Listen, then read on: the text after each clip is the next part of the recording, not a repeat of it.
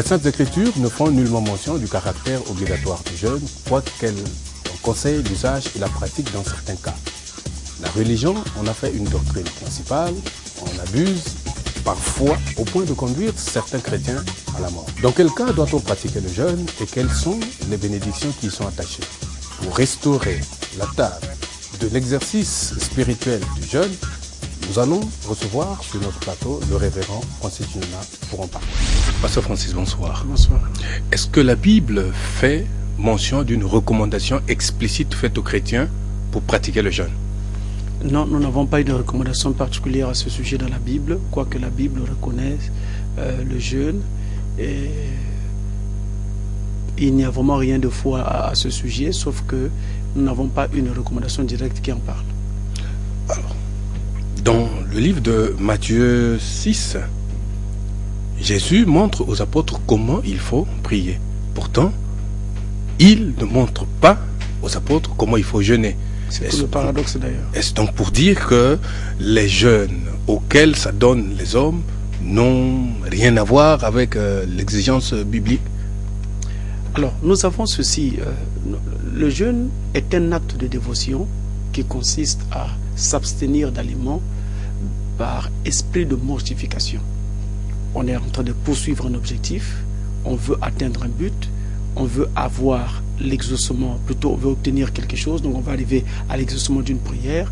Alors on peut associer cette prière au jeûne pour arriver à nos fins. Et le jeûne est biblique. Seulement, nous n'avons pas, comme je l'ai dit au début, d'ordonnance. Nous recommandons de jeûner de façon particulière. Et c'est aussi pourquoi, justement, vous ne trouverez pas un passage dans la Bible ou une partie des Écritures où il est fait mention de la manière ou la méthode, comment il faille jeûner. Alors, par contre, nous avons autre chose dans le champ de la religion, nous constatons cela. Il y a ce qu'on appelle les neuvaines, qui sont des espaces de 9 jours consécutifs où l'on pose certains actes à caractère dévotionnel, ou alors on invoque des saints pour avoir l'exaucement d'une prière, ou bien prier en l'honneur de ce saint-là. Et ça, ce n'est pas biblique, parce que dans la Bible, ça n'existe pas. Nous n'avons pas une recommandation de la Bible qui nous parle de neuvaine.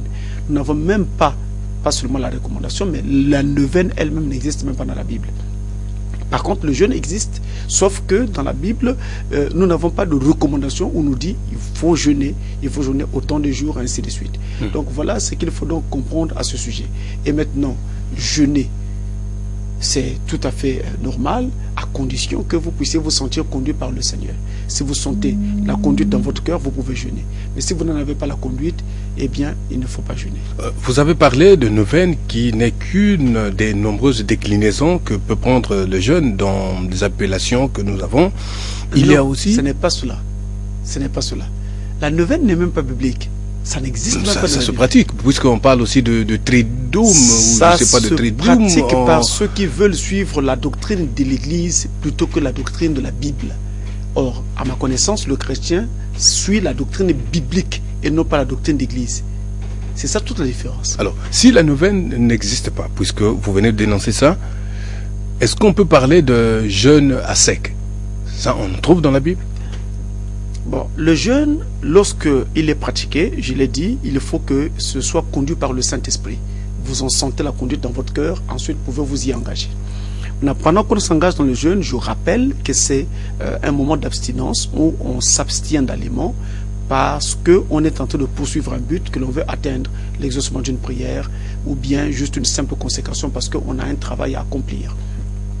Alors, lorsque donc ce jeûne doit être fait, il doit donc suivre un certain processus pour que vous ne vous en trouvez pas mal par la suite. Il y a différents types de jeûnes. Il y a donc ce qu'on appelle le jeûne, comme vous l'avez dit, à sec, et il y a des jeûnes où on peut prendre des aliments, mais très léger, de façon légère, et il y a aussi des jeûnes où je vais peut-être utiliser le mot sélectif, où on va dire à Dieu, cette fois-ci je jeûne, mais je ne toucherai pas tout ce qui est solide, tout ce qui est comme la viande et autres. Je mangerai vraiment tout à fait léger pour que je puisse être en condition.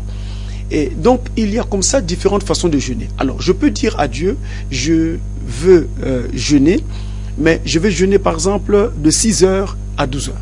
En ce moment-là, j'ai calibré, j'ai choisi une fourchette de temps durant laquelle donc mon jeûne va durer. Je peux aussi aller de 6h à 15h. Je peux aller de 6h à 18h. Je peux aller de 6h à 6h. Donc de 6h du matin aujourd'hui à 6h du matin du lendemain. Donc ça dépend de la manière dont le Saint-Esprit vous conduit et ça dépend aussi du poids qui est sur votre cœur et de ce que vous voulez donc accomplir. Et il est aussi possible qu'on puisse jeûner plusieurs jours d'affilée. Donc 2-3 jours d'affilée. Et il y en a qui arrivent parfois même à jeûner pendant 7 jours. Il y a même des jeûnes de 21 jours. Donc, si vous êtes capable de faire des jeûnes comme ça d'affilée, plusieurs jours d'affilée, il n'y a pas de problème. Sauf qu'il faut comprendre une chose, c'est qu'au moment où l'on veut entrer dans un jeûne, il y a des dispositions à prendre. Si mon jeûne va être long, d'abord, la première disposition à prendre, c'est d'abord de s'entendre avec Dieu. Combien de temps va durer votre jeûne et comment vous allez le faire? Est-ce que vous n'allez rien prendre, absolument rien? Est-ce que vous allez prendre seulement de l'eau? Est-ce que vous allez prendre seulement des liquides? Est-ce que vous allez prendre seulement tout ce qui est solide? Est-ce que... Et on peut aussi faire de sorte qu'on puisse se priver seulement d'un seul repas. Par exemple, je peux dire à Dieu, Seigneur, je ne veux pas manger le matin, mais je mangerai le soir. Ou je peux dire à Dieu, Seigneur, je mange juste le matin, je ne vais pas mon déjeuner comme d'habitude, mais tout le reste de la journée, je ne toucherai plus à aucun repas parce que je veux sacrifier ce temps, je veux me donner à toi pendant tout ce temps. Donc là, j'ai sacrifié certains repas pour le jeûne. Donc vous voyez, au départ, la première disposition à prendre, c'est l'entente avec Dieu. Vous devez lui dire qu'est-ce que vous voulez faire, comment vous allez le faire et qu'est-ce que vous allez respecter pendant cette période. C'est la première disposition à prendre. Ensuite, la disposition suivante consistera donc à regarder la durée choisie de votre jeûne. Si c'est un jeûne partiel, on va l'appeler comme ça, qui fait à peine une demi-journée, de 6h à midi, quelque chose comme ça, il n'y a pas de problème. Là, vous pouvez entrer, il n'y a pas de mesures particulières. Mais quand c'est un jeûne qui est assez long, qui va peut-être prendre 3 jours, déjà quand ça commence à faire plus d'une journée de jeûne, il y a des dispositions à prendre, parmi lesquelles il faudra donc au départ que vous puissiez préparer ce jeûne en essayant de ne plus manger lourd avant de rentrer dans le jeûne. Ne mangez plus lourd. Donc vous mangez petit à petit, au fur et à mesure, vous commencez à manger léger, jusqu'à ce que vous entrez dans votre jeûne. Donc, vous préparez ce jeûne-là plusieurs jours à l'avance et au fur et à mesure au fur et à mesure que vous vous rapprochez de votre jeûne, vous mangez léger. Et vous évitez de manger pendant cette période-là tous les produits qui contiennent en eux des hydrocarbones. Par exemple, le haricot. Le haricot a des hydrocarbones. C'est des substances qui vont vous faire beaucoup de mal et qui vont vous gêner pendant le jeûne. Parce que ça va vous alourdir. Ça peut aussi participer à des maux de tête pendant que vous serez en jeûne. Et une fois que vous êtes rentré dans ce jeûne-là, si par exemple c'est un jeûne où vous avez dit à Dieu que vous prendrez aussi de l'eau, c'est d'ailleurs ce que je conseille. Ce n'est pas une bonne chose que de faire un jeûne long, sinon très long, sans boire de l'eau, c'est vraiment une mauvaise chose. Il faut boire de l'eau. Vous pouvez vous abstenir de tous les autres aliments, mais l'eau n'est pas un aliment. L'eau, vous pouvez le prendre. Mais quand vous allez prendre l'eau, ne prenez que de l'eau minérale. Ne prenez pas n'importe quelle eau que vous allez trouver je ne sais pas où. Si vous essayez de le faire, vous aurez des sérieux problèmes au niveau de votre estomac, vous aurez des sérieux problèmes au niveau de votre tête, vous aurez des maux de tête. Parce qu'au moment du jeûne, il se produit quoi? Comme une sorte de purification de votre corps. Et en ce moment-là, pendant cet exercice-là où on ne mange pas et puis on est privé de tout le reste là, eh bien, vous aurez facilement des maux de tête si vous prenez de l'eau qui n'est pas très propre à la consommation. Donc je conseille de prendre de l'eau minérale. Ça aidera donc le corps au moment où il se purifie des différentes toxines que vous n'ayez pas par la suite des maux de tête. C'est pour cela qu'il faut prendre de l'eau vraiment très très propre. Quand vous êtes dans un milieu, vous pouvez vous en procurer. Si vous êtes dans un village très éloigné de la ville, à ce moment-là, vous abstenez du jeûne. Parfois les gens meurent simplement parce qu'ils ne savent pas ce qu'il faut faire. Mais justement, l'objectif de l'émission, c'est d'énoncer cette pratique-là. Mais justement, quand vous êtes dans un village où vous n'avez pas l'eau qu'il faut, mais vous ne jeûnez pas. Ou alors vous faites un jeûne qui sera partiel et qui ne vous obligera pas à une telle abstinence jusqu'à ne pas boire l'eau pendant une journée ou deux. C'est très dangereux pour la santé, très dangereux pour la vie. Alors, donc, je vous laisse continuer. Donc, une fois que vous avez donc, vous êtes dans votre jeûne, vous prenez de l'eau minérale au fur et à mesure. Pendant que vous sentez que vous avez soif, vous prenez de l'eau minérale. Ne prenez que de l'eau minérale, ne prenez pas n'importe quelle eau. Je vous en conjure. Je suis très sérieux. Ne prenez que de l'eau minérale. Si vous voulez faire le contraire, vous m'en direz des nouvelles. Maintenant, vous êtes dans votre jeûne et pendant que vous serez dans votre jeûne, il va donc falloir constater comment vivre la fin de votre jeûne. La fin de votre jeûne sera caractérisée d'abord par le délai que vous avez fixé à Dieu, mais il est possible que le jeûne arrive à sa fin avant la fin du délai que vous avez donné à Dieu. Donc vous avez dit à Dieu, je vais jeûner pendant 3 jours, mais une journée et demie à peine, votre jeûne déjà arrive à la fin. Parce que vous sentez que vous arrivez à la fin. Et justement, parce que quand le corps ne peut plus tenir, il faut s'arrêter. Sinon, vous pouvez en pâtir. Et pour le savoir, il faut faire la différence entre le moment où le corps dit que je ne peux plus tenir et l'attaque de Satan qui consiste à vous faire croire que vous avez faim pendant que vous n'avez pas faim. C'est le diable qui fait cela. Il vous fait croire que vous avez faim pendant que en fait vous n'avez pas faim. Quand quelqu'un a vraiment faim, il y a des mécanismes dans son corps qui lui font réaliser qu'il a vraiment faim. Mais pendant ce temps, lorsque Satan vous voit jeûner, il s'emploie également à vous faire croire que vous avez faim pour que vous arrêtiez votre jeûne. Et vous constaterez aussi que le jour-là, à la maison, on aura donc préparé le plat que vous aimez sans contre toute attente. Et ça va déranger. Tout ça, c'est le diable qui le fait. Et maintenant, vous verrez simplement à surveiller que là, j'ai vraiment faim. Il faut que je m'arrête.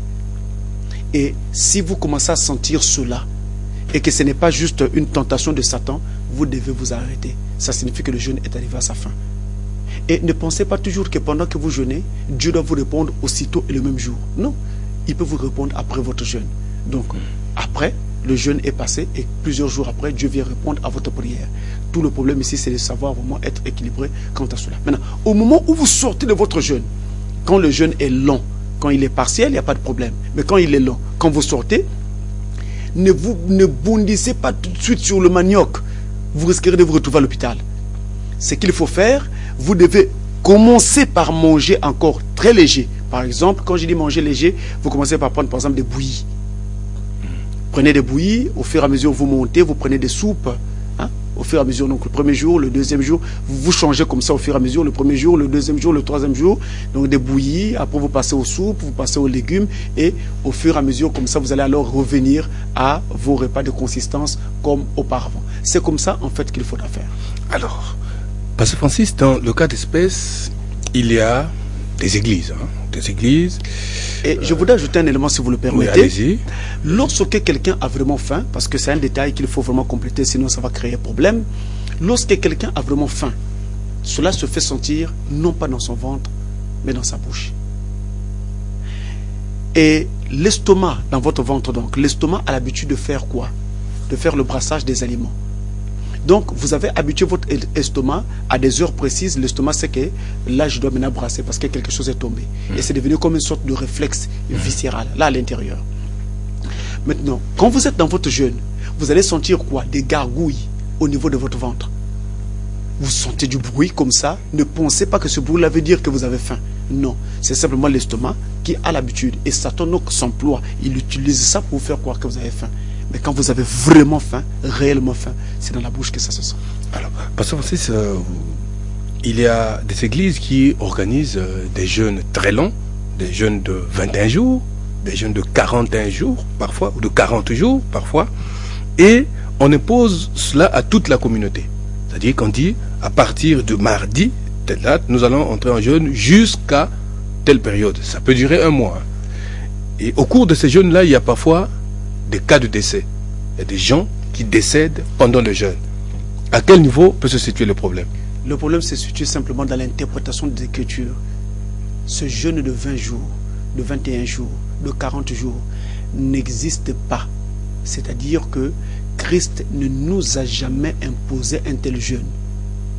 Nous l'avons vu le faire, mais c'était pour une raison bien particulière. Lui, il est le Messie. Et il venait pour notre rédemption. Regardez la grandeur de la tâche qu'il devait accomplir. Et pour cela, il devait commencer par un jeûne pour se mettre en condition pour ce travail. Et on a vu également Moïse le faire auparavant, bien avant lui. Et regardez sa mission. Et d'ailleurs, Moïse était un type de Christ. Il préfigurait Christ dans la mission que Christ devait accomplir. Donc vous voyez que c'est pourquoi nous n'étant pas le Messie, nous n'avons pas à faire de tels jeûnes. Et d'ailleurs, dans la Bible, il n'y a pas une recommandation nous demandant de le faire. Et ça, quand nous voyons ça dans les églises, c'est un excès de zèle. Pour preuve, il y a des morts, il y a des décès. Où est Dieu pendant qu'il y a ces décès-là? Eh bien, c'est simplement pour vous montrer que vous êtes en dehors de la parole. Vous interprétez mal les Écritures et ce que vous faites est un excès de zèle. Ça n'a rien à voir avec la Bible. Et vous savez, c'est vraiment très sérieux. Les pasteurs prennent beaucoup de risques. Nous devons faire très attention. Il n'y a pas que nous. Et ne pensez pas que c'est parce que nous sommes chrétiens, nous sommes pasteurs, nous tenons la Bible, donc nous sommes au-dessus de tout et au-dessus des lois. Non. Nous devons faire très attention. Il y a des lois. Et nos pays africains sont en train de changer tous les jours. Nos pays sont en train de s'occidentaliser tout le temps. Et donc les lois sont aussi en train d'évoluer. Il y a des pasteurs qui vont se retrouver devant des tribunaux à cause de ces actes-là. Et moi je vous dis, je le répète encore, je l'ai déjà dit une fois sur les plateaux, si la CPI s'occupait des églises, beaucoup de pasteurs seraient à la CPI aujourd'hui. Honnêtement. Parce que nous prenons trop de risques. Vous mettez quelqu'un devant un jeune, mais entre-temps, sa condition physique ne lui permet pas. Et après il décède. La faute à qui? Mais la faute à vous, pasteur, qui lui avait imposé un tel jeûne. Vous l'avez amené au suicide. Et c'est une sorte comme ça de suicide collectif. On ne doit pas faire cela. Alors, un autre aspect, c'est celui que nous trouvons dans le livre de Matthieu 17 au verset 21, où Jésus dit à ses apôtres qu'il y a des sortes d'esprits, donc des démons, qui ne sortent que par le jeûne et la prière. Est-ce donc pour dire qu'on peut demander à un malade de jeûner avant qu'on prie pour lui? Alors, je renverserai la question en disant, avons-nous déjà vu Jésus dans la Bible demander à un malade de jeûner? Malheureusement, non. C'est pour dire que cette pratique d'aujourd'hui qui consiste à demander aux malades de jeûner est anti-scripturaire, est anti-biblique. Et c'est satanique. C'est encore là le diable. Interprétons mal la parole et amenant les gens à la mort. Nous n'avons pas à demander aux malades de jeûner. Un malade est déjà quelqu'un de constitution faible. Son corps est faible et son corps est affaibli par la maladie. Il a besoin de ressources. Même à l'hôpital, en médecine, on vous dira que pour prendre votre traitement, vous devez manger. Parce que si vous prenez vos comprimés, vos molécules là, sans avoir mis quelque chose dans le ventre, ça peut entraîner des gastrites. Donc, pouvoir avoir des maux d'estomac. Et donc il faut manger quelque chose. Non seulement ça, il faut manger quelque chose pour que le traitement tienne, que vous soyez capable de supporter le traitement quand il va agir dans votre corps. Et il y a même des traitements qui donnent des vertiges. Vous perdez l'équilibre, donc il faut manger, il faut se reposer, il faut s'allonger et tout le reste. Mais comment quelqu'un qui est dans une constitution faible, vous allez lui demander d'aller jeûner? C'est complètement irréaliste. C'est absurde. Et là, je ne sais pas comment on va qualifier cela. C'est terrible, c'est criminel. C'est sorcier. Notons que dans la Bible, quand Jésus dit que cette sorte de démon ne sort que par le jeûne et la prière, il parle à qui? Il s'adresse à ses apôtres qui étaient en train de prier pour un malade et qui n'arrivaient pas à chasser le démon qui avait possédé ce malade. Et donc il s'adresse aux exorciseurs et non pas à l'exorciser. Il s'adresse à ceux qui priaient et non pas à celui qui bénéficiait de la prière. Il s'adresse à ceux qui prient en leur disant, si vous voulez que le démon qui est dans telle personne ou telle maladie vous quitte, plutôt quitte cette personne-là, il faut alors que vous puissiez accompagner votre prière d'un jeûne. Donc il parle au conducteur, mais non pas au malade. C'est à celui qui va conduire le service de prière de jeûner. Et ce n'est pas au malade qu'on doit demander cela. Fort malheureusement. Alors là encore, vous voyez, c'est une écriture mal interprétée, alors que les choses sont claires, vraiment claires. Je répète encore, nous autres pasteurs, je parle même de moi-même, nous devons faire très attention. Il y a des lois. Il y a des pasteurs qui vont se retrouver en prison. Et on dira que non, voilà, l'État est contre ce pasteur-là. L'État a fait quoi? Un pasteur est un citoyen comme tous les autres. Et il doit respecter les lois. Et s'il les brise, il se retrouve en prison. Donc ne pensons pas que parce que nous faisons office d'hommes de Dieu, nous servons Dieu, donc nous devenons des intouchables. Ce n'est pas cela. Je crois même d'ailleurs que c'est nous qui devons donner l'exemple à la société pour que notre société marche correctement. Et nous en premier. Et je crois aussi savoir que le pasteur doit être quelqu'un d'assez illuminé, d'assez sage et d'assez clairvoyant pour se rendre compte que quelqu'un qui est malade est déjà faible. On n'a pas à lui demander de se priver encore de nourriture, sinon il sera beaucoup plus faible et il peut mourir. J'ai toujours coutume de dire, l'école, c'est parfois aussi très bien. L'école, il faut aussi passer par là. Mais il paraîtrait que le frère Branham, dont vous véhiculez le message, serait contre l'instruction. Vous avez entendu frère Branham dire qu'il était contre l'instruction? C'est ce qui s'enseigne. Il y a des doctrines. Peut-être que maintenant que nous parlons de doctrine, on va dire ça, que le frère Branham serait contre l'instruction parce que ça éloignerait l'homme de Dieu. Il faut alors il faut leur demander où est-ce qu'ils ont vu frère Branham parler de ça, puisque c'est vous qui rapportez des propos que nous ne connaissons pas. C'est des propos complètement obscurs. Certainement que nous allons en parler.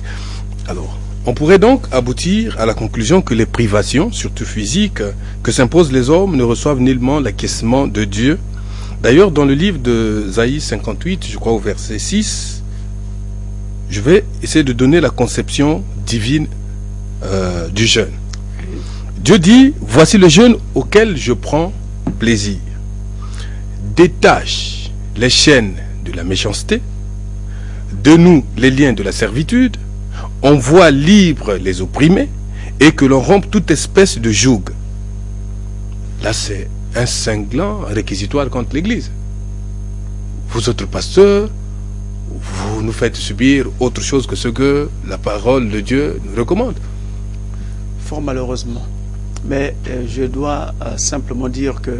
nous subissons le martyre des caprices des pasteurs. Caprice, je ne sais pas, c'est beaucoup plus... l'ignorance. Un problème d'ignorance, c'est un problème de manque de révélation, mais c'est aussi beaucoup plus un problème d'amateurisme et même... c'est des aventures quoi, auxquelles nous assistons. Excusez-moi le terme, ça peut être très fort, mais c'est des aventures.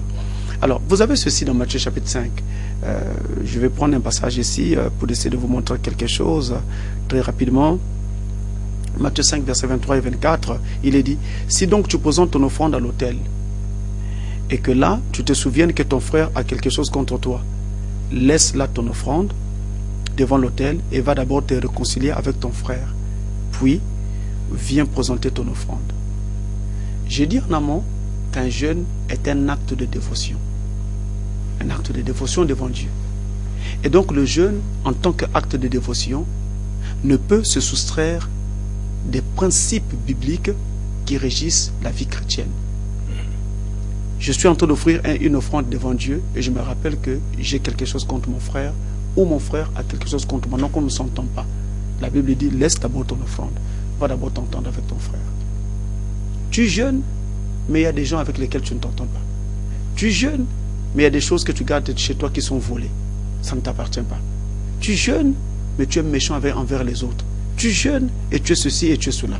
Quelle est donc cette offrande que tu offres à Dieu? Que représente ton acte de dévotion? C'est là tout le problème. C'est pourquoi Ésaïe 58 dit, ce n'est pas cela le jeûne que le Seigneur préfère. Le jeûne que le Seigneur préfère, c'est de dénouer ceci, de dénouer cela et de laisser tomber ceci et cela. Alors, mais donc, en regardant de près cette écriture, le jeûne serait plutôt un acte individuel. Justement, je l'ai dit, si vous vous sentez conduit par le Saint-Esprit, allez-y, jeûnez. Alors, mais donc, nous ne pouvons pas généraliser le jeûne en disant, voilà, tout le monde doit jeûner. Non. Il est possible qu'une église décrète un jeûne s'ils en ont besoin. Oui, dans quel cas? Dans quelles circonstances? Vous avez par exemple quelqu'un qui est en train de mourir. Vous pouvez décréter un jeûne pour pouvoir appeler l'aide de Dieu pour que cette personne soit sauvée. Vous avez un cas de maladie qui est vraiment très récalcitrant. Vous pouvez décréter un jeûne pour appeler le secours du Seigneur. Vous voyez des cas extrêmes de ce genre.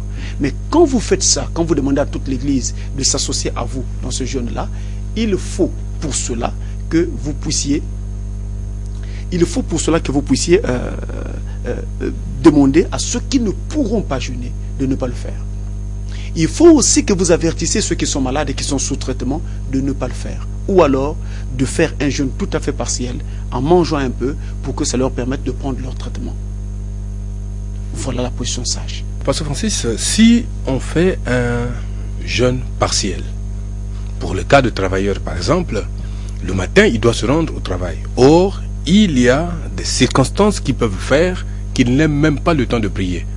Si on fait un jeûne qui n'est pas accompagné de prière, est-ce qu'on peut s'attendre à une bénédiction? Non, ce jeûne est nul. Le jeûne est un exercice qui accompagne la prière. Il est fait pour accompagner la prière. Autrement dit, je peux écarter le jeûne et prier simplement, en écartant le jeûne. Mais je ne peux pas écarter la prière et jeûner simplement, ça n'existe pas. Ici, l'objectif, c'est de parler à Dieu. Le jeûne va consister à battre mon corps, à le rendre faible, pour que l'esprit soit libéré et puisse être à même d'être en contact avec Dieu. Jésus avait dit, l'esprit est disposé, mais la chair est faible. Et donc c'est souvent cette chair qui nous empêche d'être en contact avec Dieu. C'est pourquoi l'exercice du jeûne sert à battre la chair pour libérer l'esprit et permettre à l'esprit d'être en contact avec Dieu. C'est donc avec raison que certaines églises préfèrent organiser des pèlerinages, des retraites spirituelles. Non, on va dans des plaines ou on va dans des forêts et puis on passe une semaine en train de prier. C'est mieux. Avec des jeunes filles qui reviennent enceintes et tout ça. Vous connaissez ça, c'est peut-être des débordements, mais en fait l'objectif, l'idée en elle-même n'est pas mauvaise. Le problème c'est que si nous n'avons aucune ordonnance demandant une chose, quand vous le faites, le diable en profite. Vous n'êtes pas couvert justement. Vous n'êtes pas couvert. Oui, parce que les jeunes filles tombent enceintes pendant le pèlerinage dans la forêt ou qu'elles tombent enceintes en ville, ça ne change rien à l'objectif qu'on se fixe pour les jeunes. Mais vous voyez bien que là, le cadre est tout à fait adapté pour que on se cache derrière un arbre, puis il y a plein de choses qui peuvent arriver. Lorsque vous êtes en train de travailler et que vous êtes aussi en train de jeûner, mais la prière est possible. Je peux prier avant de commencer chaque tâche de ma journée. J'ai envoyé un mail, avant d'envoyer le suivant, je prie dans mon cœur. J'incline ma tête, je prie. Je peux même ne pas incliner la tête, avant de ne pas incliner la tête, et puis je prie. Sans même être obligé de faire entendre ma voix. Je prie à l'intérieur.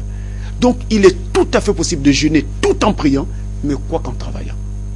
C'est faisable. Alors une dernière question, peut-être, il y a des circonstances où, pendant que vous êtes en jeûne, on vous offre un repas ou un apéritif. Est-ce que vous êtes obligé de dire aux gens qui vous l'offrent que je ne peux pas prendre ce jus ou je ne peux pas prendre ce repas parce que je suis en jeûne? Non, vous n'êtes pas obligé de leur dire. Parce que si vous leur dites que vous êtes en jeûne, ça peut paraître comme de l'orgueil en montrant que vous êtes capable de vous abstenir d'aliments, vous êtes capable de jeûner alors que d'autres non. Donc vous devez tout simplement dire non merci beaucoup, je n'ai pas faim. Mais si on le disait, est-ce que devant Dieu, c'est un péché? Bon, ça va dépendre de l'esprit qui vous anime pendant que vous le dites. Si c'est un esprit de fierté pour montrer que vous êtes capable de jeûner, vous êtes très spirituel, vous savez faire des retraites, vous savez, eh bien, ça s'annule tout. Ça annule vos grâces devant Dieu. Alors, quel est... C'est pourquoi d'ailleurs Jésus-Christ dira, quand vous jeûnez, parfumez votre tête, lavez votre visage. Il s'agit de quoi? Il ne s'agit pas d'aller acheter du parfum dans un magasin et puis de se couvrir de parfum partout. Non, il s'agit tout simplement de faire comme s'il n'y avait rien, comme s'il n'y avait aucun jeûne. Vous allez au travail, s'il faut aller au travail, vous saluez les gens, s'il faut saluer, vous avez un moment où vous pouvez parler avec quelqu'un. Mais vous savez vous-même qu'il y a des moments où, comme ça, qui vont arriver dans la journée, où vous vous extirpez de la présence des hommes pour vous retrouver dans la présence de Dieu. Est-ce qu'il y a des bénédictions qui sont attachées à la pratique du jeûne? Naturellement, l'exaucement de la prière. Alors donc, qu'est-ce qui peut faire, par exemple, qu'un jeûne ne soit pas exaucé dans ce cas-là? Mais quand votre prière n'est pas sincère, parce que la prière doit être sincère. Et l'objectif poursuivi par la prière également doit être biblique, doit être authentique. Dieu doit l'agréer. Si vous êtes en train de demander, par exemple, que Dieu vous donne beaucoup d'argent parce que vous avez l'intention d'avoir plusieurs femmes, vous voyez bien que votre objectif n'est pas le bon. Ce n'est qu'un exemple comme ça, pris au hasard. Hein. Donc l'objectif doit être, le but pour lequel on est en train de prier doit être le bon. Et cela va donc faire que, en fait, le combat que vous menez, Dieu vous exauce pour cela. Pasteur Francis, merci. C'est moi. Vous entendrez la vérité et la vérité vous affranchira. La doctrine est la colonne vertébrale d'une église. Sans doctrine, vous n'avez pas de ministère. Sans doctrine, vous n'êtes pas une église. Vous êtes sur Canal 7. Soyez. À très bientôt.